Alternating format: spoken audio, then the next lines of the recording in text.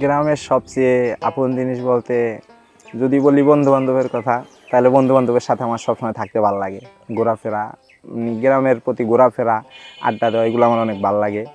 আর সবচেয়ে বেশি যে টানটা আমার দেশে থাকতে মা বাবার মুখ দেখে আমার সবসময় থাকতে মন চায়। ঠিক আছে, মা বাবার মুখ দেখলে আর কি ভালো লাগে, যে তাদের কাছে থাকতে ভালো লাগে, যে একটা সাহস আছে মনে, একটা সাহস।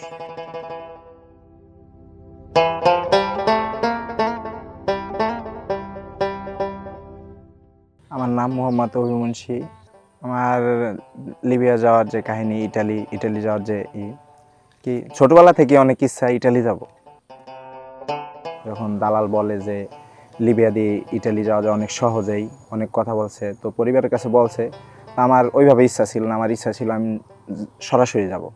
তো আমার পাসপোর্ট করলাম। পাসপোর্ট করার পরে জমা দিলাম। ঠিক 7ই মার্চ বিকাল 5টা 45 আমার ফ্লাইট হয় দুবাই।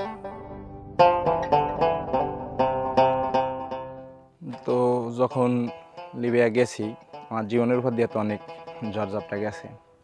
তো তখন আর কি আশা ছিল, যখন একবার দুইবার তিনবারও ধরা খাইছি, তখন আর কি আশা ছিল যে হয়তো পরবর্তীবার আমি যাইতে পারবো। তো একবারে যখন যাইতে যাইতে 5বার 7বার হয়ে গেছে, তখন আর কি একটা মনে ভয় ঢুকে গেছে যে হয়তো আর আমার স্বপ্নটা পূরণ হবে না।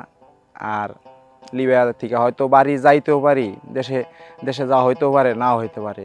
6 মাসের সময় চলে আসছি, অনেক কষ্ট, দিনের পর দিন না খেয়ে থাকতে হয়। খাবারের যে একটা কষ্ট, হাহাকার, এটা আমি ফিল করি। কি জীবন পার করে আসছিলাম, কিভাবে আমি বাইসে আসছি, বাংলাদেশে আসবো এটাও স্বপ্ন হয়ে দাঁড়াইছিল যে আমি কি আজও বাংলাদেশে যাইতে পারবো।